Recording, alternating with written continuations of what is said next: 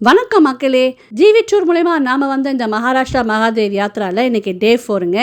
இந்த வீடியோவில் நீங்கள் என்ன பார்க்க போறீங்கன்னா 12 ஜோதிர்லிங்கங்களில் 8வது ஜோதிர்லிங்கமான திரியம்பகேஸ்வரர் தான் தரிசிக்க போகிறோம். நம்ம பிளான்லேயே இன்னைக்கு இந்த கோயில் மட்டும்தாங்க பார்க்க போகிறோம். இதுலேருந்தே நீங்கள் தெரிஞ்சுக்க போகிறீங்க இந்த கோயில் எவ்வளோ பிரம்மாண்டமாக இருக்க போகுது அப்படின்றத. வழக்கம் போல் வீடியோ ஸ்கிப் பண்ணாமல் பார்த்து சப்போர்ட் பண்ணுங்க. வாங்க வீடியோக்குள்ளே போகலாம்.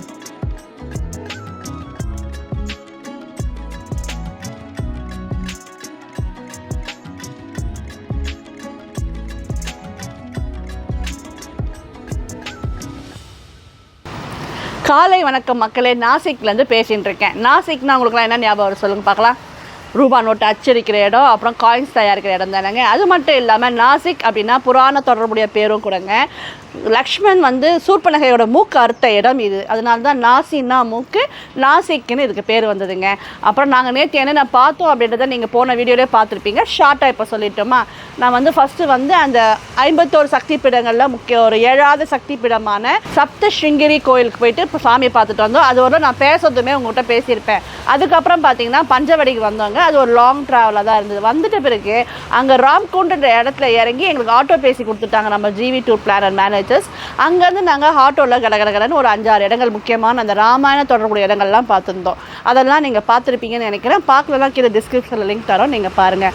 இந்த மகாராஷ்டிரா மகாதேவ் யாத்ரா பார்த்தீங்கன்னா நாங்கள் ஜிவி டூர் பிளான் மூலமாக தான் வந்திருக்கோங்க. ஆல்ரெடி இவங்களோட நாங்கள் 2 டூர் போயிருந்தோமா, கொஞ்சம் சாட்டிஸ்ஃபேக்ஷனாக இருந்ததுனால இவங்களோட என் பையன் புக் பண்ணி கொடுத்துருக்கான். நாம் இப்போ மகாராஷ்டிரா தான் சுற்றி பார்த்துட்டுருக்கோம். அதன்படி பார்த்தீங்கன்னா இன்றைக்கி டே 4ங்க. நாசிக்கில் தான் நேற்று நைட் தாங்கணும். நல்ல ஒரு ஸ்டே தாங்க. நல்லா தூங்கி ரெஸ்ட் எடுத்தாச்சு. எங்கள் முகம் பார்த்தாலே தெரிஞ்சிருக்கும், அப்படி ஊதி போயிருக்கு. அந்த அளவுக்கு ரெஸ்ட்டும் போகாதனால இனிமேல் ஊருக்கு போய் தான் நம்ம நல்லா உடம்பெல்லாம் ரெடி பண்ணணும். இன்றைக்கி என்ன பார்க்க போகிறோம் அப்படின்னு ஒரு ஷார்ட்டாக பார்த்துடலாங்களா. திரியம்பகேஸ்வர் அப்படின்ற ஜோதிர்லிங்கில் ஒரு கோயிலான முக்கியமான ஒரு கோயில் தான் இன்றைக்கி போய் நம்ம பார்க்க போகிறோங்க. அப்போ பார்த்துட்டு பிளான் என்னன்னு அப்புறம் தான் நமக்கு சொல்லுவாங்க. மார்னிங் இப்போ பிரேக்ஃபாஸ்ட் சாப்பிட்ணும். எங்கே அரேஞ்ச் பண்ணியிருக்காங்கன்னு தெரியல. பிரேக்ஃபாஸ்ட் சாப்பிடும்போது பார்க்கலாம். இந்த பேரும் நம்மளோட வந்திருந்தாங்க இந்த மகாராஷ்டிரா மகாதேவ் டூருக்கு. அவங்களோட எக்ஸ்பீரியன்ஸ் எப்படி இருந்ததுன்னு கேட்கலாமா? சொல்லுங்களா, எங்கேருந்து வரீங்க? எங்களுடைய ஊர் மதுரை, இருப்பிடம் பெங்களூர். இந்த ஜிவி ட்ராவல்ஸில் 2வது முறையாக வரோம். ஏற்கனவே ராயல் ராஜஸ்தான் போனோம். இப்போ இது ஒரு ஆன்மீக சுற்றுப்பயணம் நல்லா இருக்குமே அப்படின்னு சொல்லி வந்தோம். ஆன்மீக சுற்றுப்பயணம் 3 லிங்கேஸ்வரர், 12 லிங்கேஸ்வரில் 3 லிங்கேஸ்வரர் கூட்டு போக சொன்னாங்க. இப்போ ஒன்று பார்க்க முடியாதுச்சு.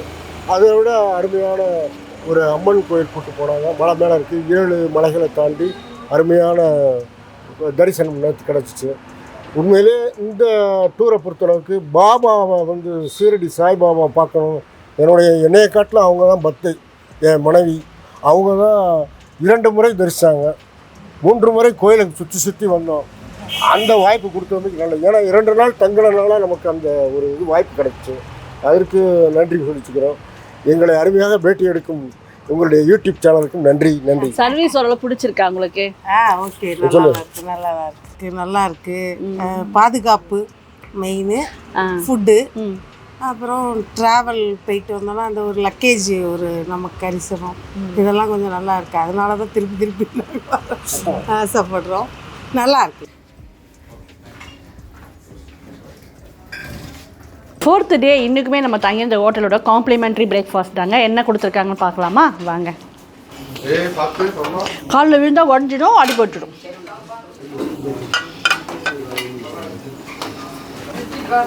பிரெட்டு பட்டர் ஜாம் இருக்கு, இட்லி சாம்பார்,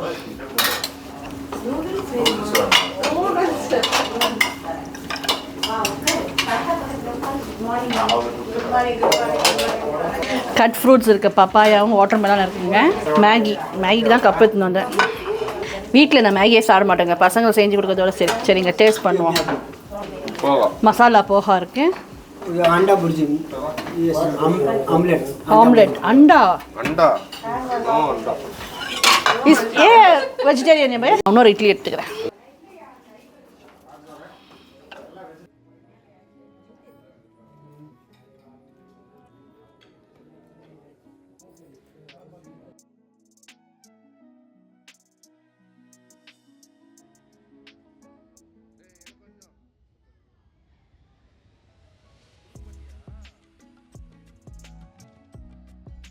இவங்களும் நம்மளோட ட்ரிப்பில் வந்தவங்க, இவங்களோட எக்ஸ்பீரியன்ஸ் கேட்கலாமா? சொல்லுங்கள், உங்கள் பேர், எங்கேருந்து வரீங்க? என் பேர் சாந்தி, திருமுல்லைவாயிலேருந்து வரோம்.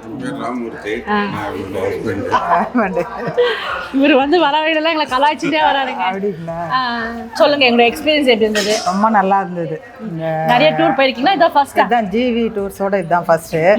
நிறைய தனியாக போயிருக்கிறோம் டூர்ஸ் எல்லாம். ரொம்ப நல்லா இருந்தது டூருங்கெல்லாம். எல்லாருமே நல்லா பழகுனாங்க. நீங்கள் வீடியோ எல்லாம் பார்த்தேன். அப்படியா?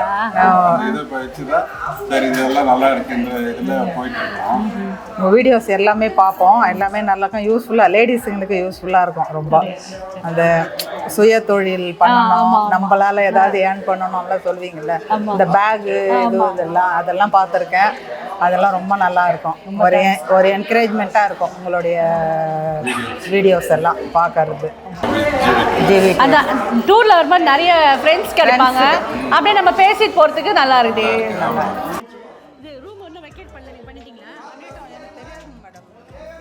திரியம்பகேஸ்வர் கோயில் பார்த்தீங்கன்னா நம்ம கிளம்பின நாசிக்லேருந்து 28 கிலோமீட்டர் தூரத்தில் இருக்குங்க. பிரம்மகிரி மலையில் 2362 அடி உயரத்தில் இருக்குது. கருங்கற்களான ஒரு கட்டிடம் தாங்க. இந்த கோயிலோட தனித்துவம் என்னன்னு கேட்டிங்கன்னா, ஒரே லிங்கத்தில் மும்மூர்த்திகளும் காட்சி கொடுக்குறாங்க. அதாவது பிரம்மா, விஷ்ணு, சிவன் மூவரும் ஒரே லிங்கத்திலே காட்சி கொடுக்குறாங்க. இது வந்து 12 ஜோதிர்லிங்கங்களில் 8வது ஜோதிர்லிங்க கோவிலாக சொல்லப்படுகிறது. அது மட்டும் இல்லாமல் இந்த லிங்கமும் சுயம்பு லிங்கம் தாங்க. பார்க்கிங்லேருந்து கோயில் போகிற வழியிலே பார்த்தீங்கன்னா என்ட்ரன்ஸ் டிக்கெட் எடுக்கிறதுக்கான கவுண்டர் இருந்ததுங்க. அங்கே ஸ்கேன் பண்ணி நாங்கள்லாம் 200 ருபீஸ் பே பண்ணி டிக்கெட் எடுத்துக்கிட்டோம். அந்த இடத்துல இந்த பையன் வந்து எல்லாருக்கும் பொட்டு வைக்கட்டுமான்னு கேட்டாங்களா, சரி எல்லாருமே சேர்ந்து வச்சுக்கிட்டாங்க. அதில் தாமும் ஆசைப்பட்டு வச்சுக்கிட்டான். நான் தான் இந்த வீடியோ எடுத்தேங்க.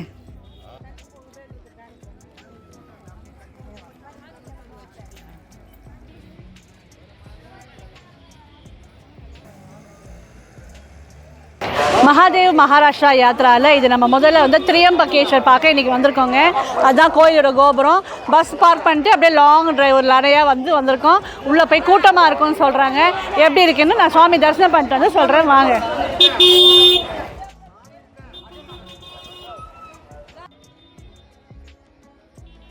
நாங்களே ஒரு 5-6 மணிக்கு கிளம்பி சீக்கிரமாக வந்திருந்தோமா இவ்வளோ கூட்டம் இருக்காதுன்னு நினைக்கிறேங்க. நாங்கள் வரும்போது ஒரு 9-10 மணி ஆகிட்ருக்கோங்க. மெயின் என்ட்ரன்ஸையும் தாண்டி வெளியே ரோட்லேயே க்யூ நிற்க ஆரம்பிச்சிருந்ததுங்க.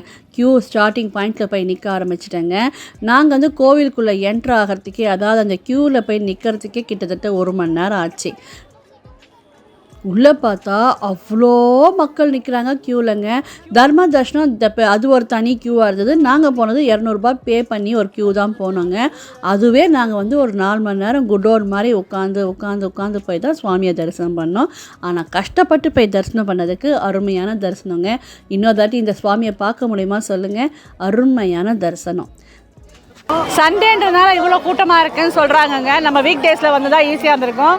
பட்டு வியாழக்கிழமை பாபா தரிசனம் பண்ணோம். சனிக்கிழமை போயிட்டு நம்ம வந்து சஷ்டி அன்னைக்கு முருகரை தரிசனம் பண்ணோம். இன்றைக்கும் சிறப்பாக இருக்கும் தரிசனம் நம்புகிறோம், வாங்க. கோயில் போகிற வழியில் நிறைய பூக்கடைகளுங்க. விலையுமே கம்மியாக தான் இருந்தது. ஒரு கவர் 20 ரூபாய், ஒரு பூ 10 ரூபாய் அப்படி தான் விற்றுட்டு இருந்தாங்க. எல்லாருமே வாங்கினோம். ஃப்ரெஷ்ஷாக இருந்ததுங்க. எவ்வளோ ஃப்ரெஷ்னால் தேனீக்கள் வந்து அதில் உட்காருது பாருங்களேன். ஆள் இருக்கிறாங்க அப்படின்ற பயம் கூட இல்லைங்க. அது ரெகுலராக இங்கே சுத்தம் போல் இருக்குதுங்க. கையில் கேரி பேக்கில் இருக்கிற பூவில் கூட தேனி வந்து உட்காருதுங்க. ஃப்ரெஷ்ஷாக தான் பூ வாங்கினோங்க. ஆனால் நம்ம சுவாமிகிட்ட போகிறதுக்குள்ளே எல்லாமே துவண்டு போச்சு. நமக்கு தான் 4லேருந்து 5 மணி நேரம் ஆகுதுங்களே அவர் தரிசனம் பண்ணுறதுக்கு.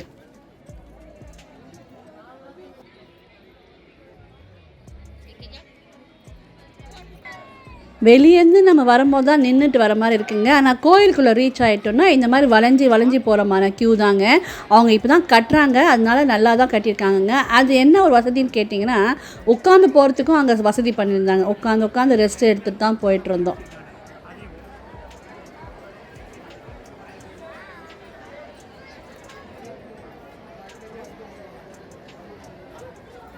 இந்த கோவிலில் இன்னும் சிறப்பான விஷயம் என்ன கேட்டிங்கன்னா, திங்கட்கிழமையே சிவனுக்குரிய நாள் இல்லைங்களா. அந்த திங்கட்கிழமைகளில் இந்த கோயிலில் உள்ள திரியம்பகேஸ்வர் லிங்கத்தை தங்க கவசத்தால் அலங்கரிக்கப்பட்டு மேலே பிரம்ம கிரீடம் அப்படின்ற ஒரு கிரீடம் வைப்பாங்க. நல்ல பிரம்மாண்டமான ஒரு கிரீடம். இந்த கிரீடம் வந்து விலை உயர்ந்த கற்களாலையும் மாணிக்கங்களாலையும் செய்யப்பட்டதான். பஞ்ச பாண்டவர்கள் இது இந்த கோயிலுக்கு கொடுத்ததா சொல்கிறாங்கங்க. அந்த கிரீடம் இப்படி தான் இருக்கும்.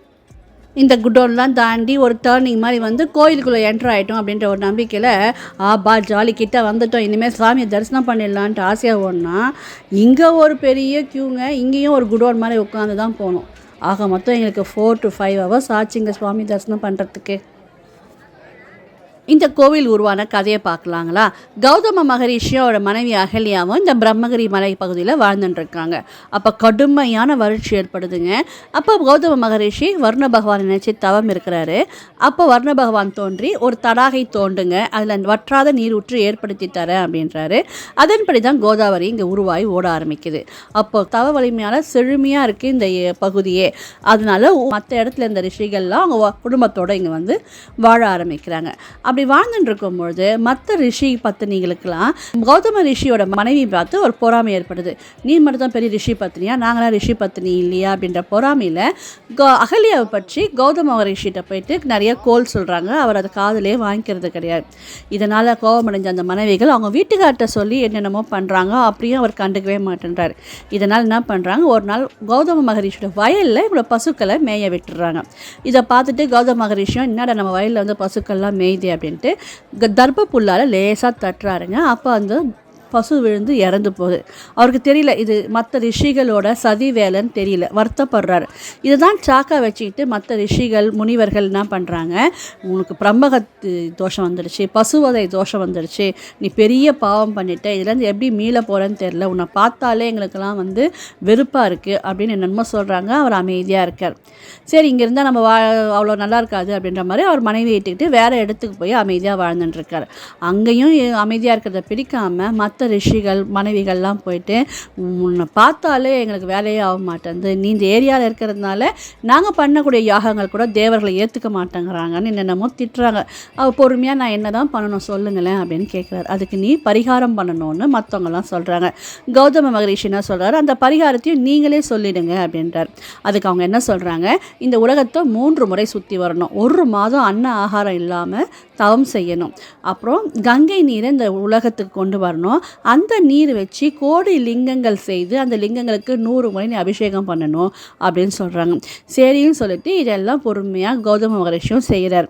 இப்படி செஞ்சுட்டு இருக்கிறத பார்த்துட்டு சிவபெருமானுக்கு ரொம்ப சந்தோஷம் ஆகி அவருக்கு காட்சி கொடுத்து கௌதம மகரிஷியை மற்ற ரிஷிகள் எல்லாம் மன்னிச்சிடுங்க, நீங்கள் தான் முதன்மையானவர், தவமலை மிக்கவர், அதனால் உங்களை பார்த்து அவங்க பொறாமையில் அப்படி பண்ணிட்டாங்க, அவங்கள மன்னிச்சிடுங்க அப்படின்னு சொல்கிறார். அதுக்கு கௌதம மகரிஷி என்ன சொல்கிறாரு, அவங்க ஒன்றும் எனக்கு தவறே செய்யலையே, நன்மை தான் செஞ்சுருக்கிறாங்க, அவங்க இப்படி பண்ணதுனால தான் எனக்கு நீங்கள் காட்சி கொடுக்குறீங்க அப்படின்னு சிவபெருமானை பார்த்து சொல்கிறார்.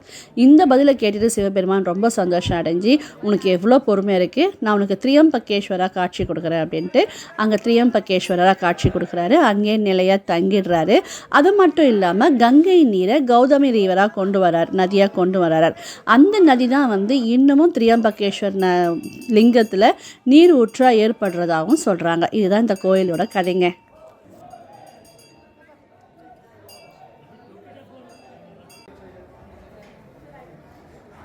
நந்தி பகவானை தரிசனம் பண்ணிக்கோங்க. முகலாயர்கள் படையெடுப்பில் சேதப்படுத்தப்பட்ட இந்த கோவிலை பின்னாடி வந்த பேஷ்வா பாலாஜி பாஜிராவ் அப்படின்றவரால் சீரமைத்து கட்டப்பட்டிருக்குங்க. கருங்கற்களான ஒரு கட்டிடம் தான் இது.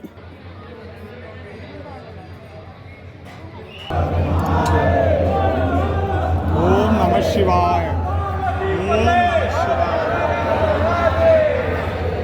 என்ட்ரன்ஸ் பார்த்திங்கன்னா அமர்க்கலமாக ரொம்ப அழகாக இருந்ததுங்க. உள்ளே நுழைஞ்சதும் பெரிய டூமுங்க.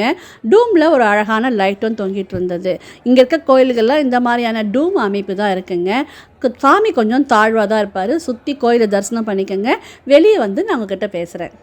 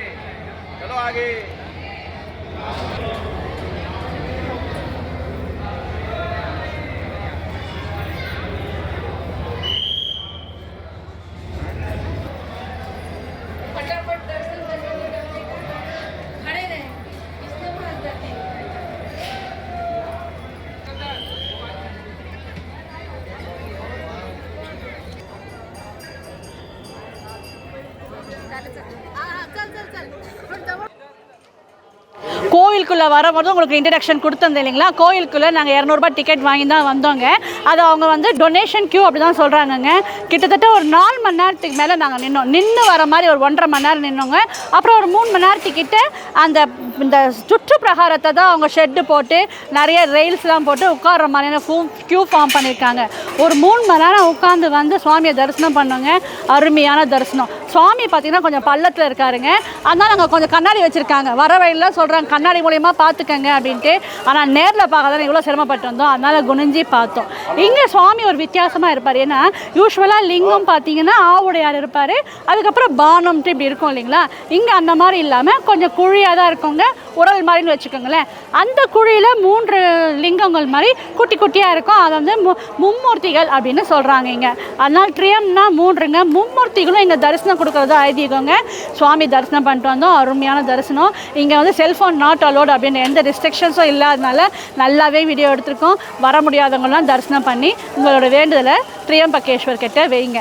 அப்புறம் வந்து இங்கே வந்து கொஞ்சம் நல்ல கூட்டங்க. ஞாயிற்றுக்கிழமை அப்படின்றதுனால என்ன தெரியல, அப்படி ஒரு கூட்டங்க. ஆனால் மக்கள் பொறுமையாக நின்று பார்த்துன்னு தான் வந்தாங்க. எல்லாருமே தரிசனம் பண்ணோம். நாங்கள் சாப்பிட்லைங்க. 10:05க்கு நாங்கள் டிக்கெட் எடுத்திருக்கோம். சுவாமி கும்பிட்டு வரும்போது பார்த்திங்கன்னா மணி 3 வருதுன்னா கிடைக்குமா அப்படின்ற அளவுக்கு வயிறுலாம் எரிய ஆரம்பிச்சிருச்சு. ஒரு ஃப்ரூட்டி வந்தது, ஜில்லுன்னு வாங்கி குடிச்சிட்டு இப்போ வந்து சுவாமி தரிசனம் பண்ணிட்டோம். கோபுர தரிசனம் பண்ணிக்கோங்க. கோபுரத்தில் சுத்தப்படுத்திட்டு இருக்காங்க. ப்ரஷ் வச்சு வாஷ் பண்ணி தண்ணியெல்லாம் ஊற்றி க்ளீன் பண்ணுறாங்கங்க. சின்ன கோயில் தான். இங்கே பார்த்தீங்கன்னாலே உங்களுக்கு சுற்று பிரகாரம் தெரியுங்க. பழமையான கோயில். ஜோதிலிங்கங்களை இதுதான் முதன்மையான கோயில்னு சொல்கிறாங்க. உங்களில் எத்தனை பேர் எல்லா ஜோதிலிங்கமும் கம்ப்ளீட் பண்ணிட்டீங்கன்னு கமெண்ட்டில் சொல்லுங்கள். எங்கள் கூட வந்தவங்கலாம் சொல்கிறாங்க, நான் வந்து கேதார்நாத் போனேன், அது போனேன். எனக்கு அந்த அளவுக்குலாம் ஆசை இல்லைங்க. இதுவரையிலும் எவ்வளோ பார்த்துருக்கேன்னு கேட்டிங்கன்னா 4 ஜோதிலிங்கம் முடிச்சுட்டேன். ராமேஸ்வரம் பார்த்துருக்கேன், ஸ்ரீசைலத்தில் மல்லிகார்ஜுனர் பார்த்துருக்கேன், நேற்று வந்து கிருஷ்ணேஸ்வர் பார்த்துருக்கேன், இன்றைக்கி வந்து திரியம்பகேஸ்வர் பார்த்துருக்கேன். பீமா சங்கர் தான் மிஸ் ஆகிடுச்சு. கண்டிப்பாக ஒரு நாள் வந்து அவரை பார்ப்பேன்னு ஆசைப்பட்றேன். நம்பிக்கையாக இருக்குது. ஜோதிலிங்கம்னா என்னன்னு நான் சொல்லட்டுங்களா? இது கரெக்டாக எனக்கு தெரியலைங்க. நான் அதாவது வந்து பிரம்மாவுக்கும் விஷ்ணுக்கும் சண்டை வந்ததில்லை, யார் பெரியவங்கன்ட்டு.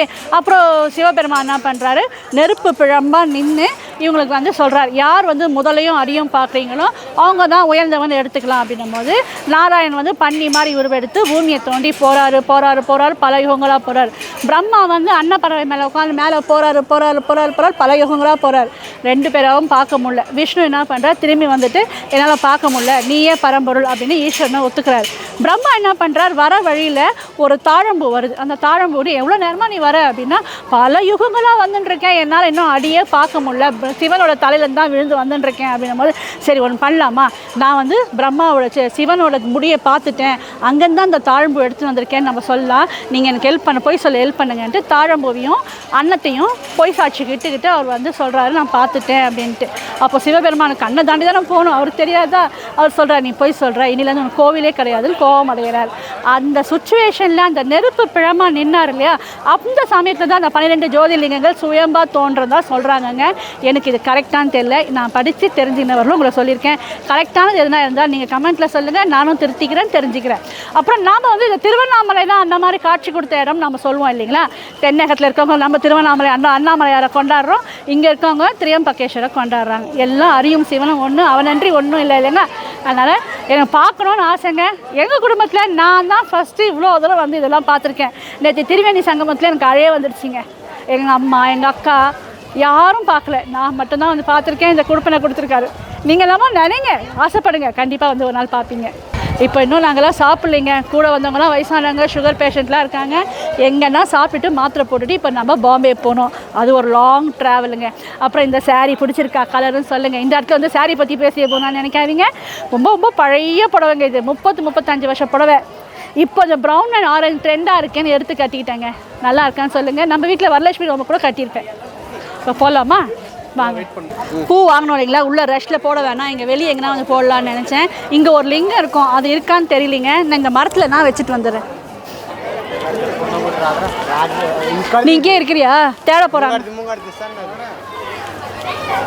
मूर्ति भगवान एक और बाहर है, आपको नहीं? हम भी आज ही आए दर्शन ना, वो दिखा नहीं, एक और भगवान लिंगम बाहर में है ना, नहीं अंदर ही है ना 2-3 नमः शिवाय। ஓ இல்லைங்க, இல்லை அங்கே ஒரு லிங்கம் இருக்கும் காணும். ஓம் நம்ம அந்த பக்கம் எங்கன்னா இருக்கான்னு தெரியல. ஓம் நம சிவாய், ஓம் நம சிவாய். தென்னாடுடைய சிவனே போற்றி, எந்நாட்டவர்க்கும் இறைவா போற்றி. தென்னாடுடைய சிவனே போற்றி, எந்நாட்டவர்க்கும் இறைவா போற்றி. குனித்த புருவமும் கொவ்வை செவ்வாயில் குமிழ் சிரிப்பும் பனித்த சடையும் பவழம் போல் மேனியில் பால் வெந்நீரும் இனித்த முடன் எடுத்த பொறுப்பாதம் காணப்பெற்றால் மனித்த பிறவி வேண்டுவதை மாநிலத்தை. அரோஹரா அரோஹரா. செல்ஃபி எடுத்துக்கலாமா? மகிழம்பூ மரம் பார்த்தேங்க. நமக்கு கிருஷ்ணேஸ்வர் கோயிலையும் மகிழம்பூ மரம் பார்த்தேன், இங்கேயுமே மகிழம்பூ பார்த்தேன். அப்புறம் இங்கே வந்து விநாயகர் அந்த அளவுக்குலாம் இல்லைங்க, குட்டியாக அங்கே இருக்கார். அப்புறம் நம்ம வந்து உள்ளே என்ட்ரு ஆகும்போது அந்த ஆர்ச்சில் நம்ம ஊரெல்லாம் கஜலட்சுமி வச்சுருப்பாங்க, இங்கே விநாயகர் இருந்தாருங்க. அப்புறம் திரியம்பகேஸ்வர் தான் மெயினான காடாக பிரம்மாண்டமாக இருக்கார். நான் கேள்விப்பட்டவர்களும் இது வந்து மும்மூர்த்திகள், ஆண்கள் தான் உள்ளே போய்ட்டு மேல் சட்டை இல்லாமல் போய் உள்ளே போய் தொட்டு வணங்கலாம். பெண்கள் வந்து உள்ளே போக முடியாதனால வெளியே ஒரு அதே மாதிரி லிங்கம் இருக்கும், அவங்க வந்து தொட்டு வணங்கலான்ற மாதிரி நான் வீடியோஸ் எல்லாம் பார்த்தேங்க.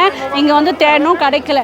மேபி அந்த தடுப்பெல்லாம் போட்டு அந்த பக்கம் இருக்கா இல்லை அது மாதிரி இல்லையா அப்படின்னு தெரியலிங்க. ஆனால் மனசார உள்ளே நாங்கள் எல்லாருமே சுவாமி கும்பிட்டுக்கிட்டோம். இன்றைக்கி யாருமே உள்ளே அப்படியே தான் சாமி பார்த்துட்டு வெளியே வந்துட்டோம். நிறைய பேர் பேசிக்கிறாங்க, நம்ம ஏழுமலையானே பரவாயில்ல ஈஸியாக பார்த்துலாம் போல இருக்கேன்னு. அங்கேயும் கிட்டத்தட்ட இப்படி தாங்க இருக்குது. அங்கே நம்ம மைண்ட் செட் பண்ணிட்டோம் இப்படி தான் இருக்கும் அப்படின்ட்டு. நாம் வந்து இவர் இப்போ பிரம்மாண்டமாக இவ்வளோ கூட்டத்தோடு இருப்பாருன்னு பார்க்கல. இருந்தாலும் அருமையான தரிசனம் நல்லா பார்த்தோம். நீங்கள் வீடியோஸ் அலோடுன்றதுனால நாம் எல்லாருமே வந்து என்ன சொல்கிறது, கிஃப்டட் தான். நல்லா நீங்கள் எல்லாமே பார்த்துருப்பீங்கல்ல, உங்களுக்கு காட்டினது எனக்கு ரொம்ப சந்தோஷங்க. நேர்லேயும் வந்து ஒரு தாட்டி பாருங்கள்.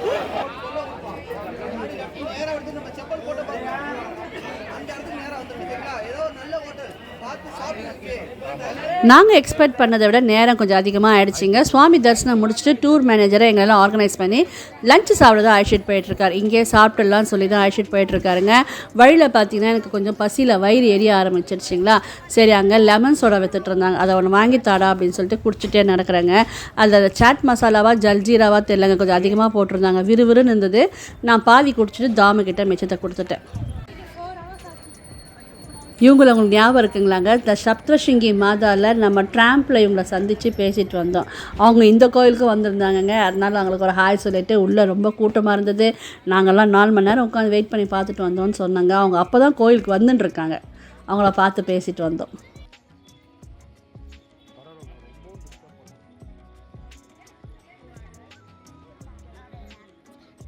தர்ஷனம் முடிச்சுட்டு நேராக வந்துட்டோங்க. வர வழியில் செப்பல் ஸ்டாண்டில் செப்பல் எடுத்தாச்சு.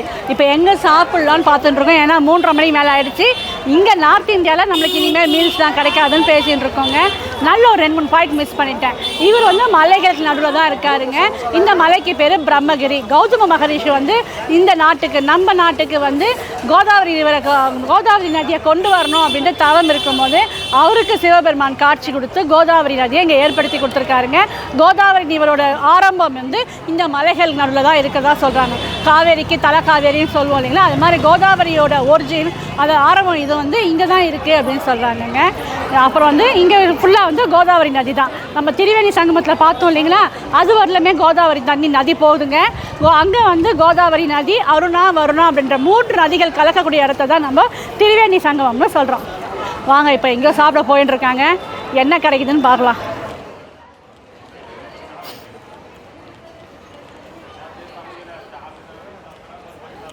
இங்கே தாங்க நம்ம சாப்பிட போகிறோம். இங்கே தான் அரேஞ்ச் பண்ணியிருக்காங்க சாப்பிட்றதுக்கு. எல்லோரும் கீழே இடம் பிடிச்சிட்டாங்கன்ட்டு நாங்கள் நிதானமாக மேலே ஏறி போனோங்க.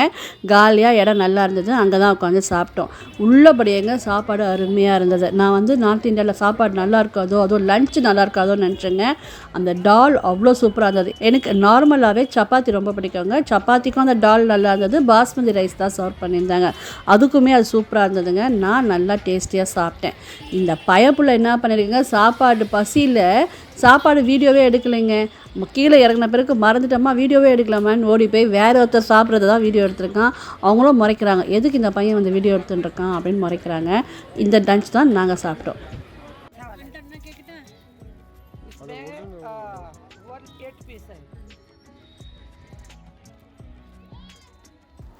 இன்றைக்கி அருமையான திரியம்பகேஸ்வரர் தரிசனம் முடிச்சுட்டு வயிறு ரொம்ப சாப்பிட்டாச்சுங்க. இப்போ அடுத்து என்ன சொல்லுங்கள், பஸ்ஸில் ஏறி உட்காந்தாச்சு, தூக்கம் போட வேண்டியது தான். இந்த சஜத்தா குட்டியும் என் கூட தான் உட்காருவேன் அப்படின்ட்டு என் கூட தான் உட்காந்துட்டு வந்துட்டாங்க. எல்லோரும் ஒரு தூக்கம் போட ஆரம்பித்தாச்சு. இப்போ அடுத்து நம்ம மும்பை நோக்கி தான் போயிட்டுருக்கோம். அந்த வீடியோவை நீங்கள் அடுத்த வீடியோவில் பார்ப்பீங்க. இந்த வீடியோ பார்த்ததுக்கு ரொம்ப நன்றிங்க. என்னென்ன பிடிச்சிருக்கு அப்படின்றத கமெண்ட்டில் சொல்லுங்கள். தேங்க்ஸ் ஃபார் வாட்சிங். பாய்.